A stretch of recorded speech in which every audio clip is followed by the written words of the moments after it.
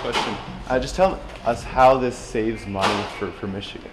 Yeah, it should save us money because if you think about it, people that have uncompensated care, unmanaged care without insurance, we pay for that through higher insurance premiums. And if you talk to business people in particular, they'll tell you that there's been very large increases in healthcare costs over the past few years. This is a major component of that.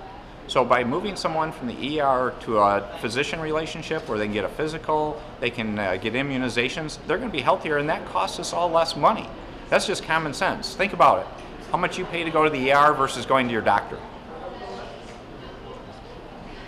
What's the message you want Michiganders to send to the senators?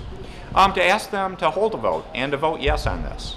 Because I would appreciate that, because this is our opportunity to step up and take care of several 100,000 Michiganders who don't have insurance. They're hardworking people, but they're caught in a difficult case because using the ER isn't a good answer for them or for us. So let's get this solved. Is this expanding government like other conservative lawmakers believe? Well, again, if you look at healthcare is involved, has government involvement in so many capacities already in terms of doing that. This is about doing the right thing. We're already paying the cost through escalating insurance premiums. So let's do it in a smarter managed care way.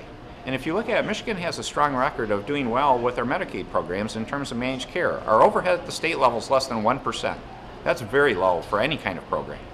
Can you just tell me your position, as a senator on the governor's Medicaid expansion plan?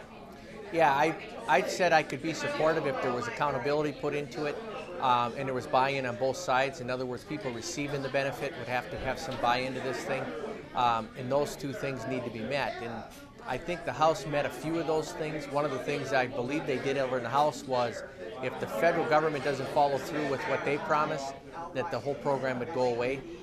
So those type of things need to be added into it and for protections on both sides of this equation.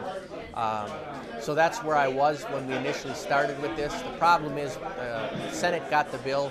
We had 5 days to decide, which everybody in the caucus felt that was a little too quick.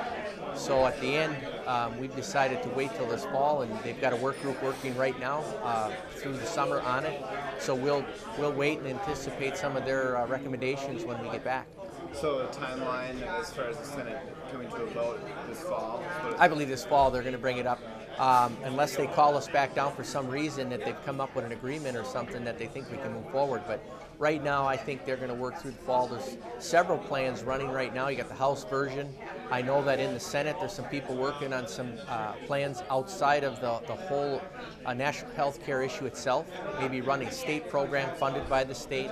So those things are all going to be factored into this and have that conversation. Governor told everyone there today just to keep calling you and other senators. What do you have to say to people about what would you say to people who contact you? I would just say that we need a little more time and give us some time to work on it. It's contentious. It's very passionate on both sides of the issue. Let us work through it. This is something that those that don't agree with Obamacare really are passionate about, that they believe this is an extension of that, an expansion of that, and that it all endorses literally the Obamacare package.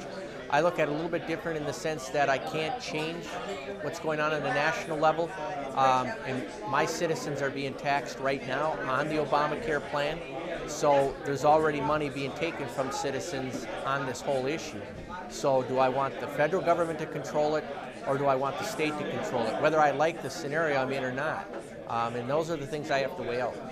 Representative Keevilish said today that this is a bill that, for him, it could be the biggest thing he votes on in 6 years. Do you think this is something of that magnitude? I think he's right. I think that's exactly the case, and that was one of the reasons when we got it over in the Senate with only 5 days to consider it before the break. We thought that was too soon, and we want more time. So that's why the Senate Majority Leader has put the panel together. They're going to review what the House did and take into consideration some of the recommendations that's come from some of the Senate members and see if we can come up with an agreement.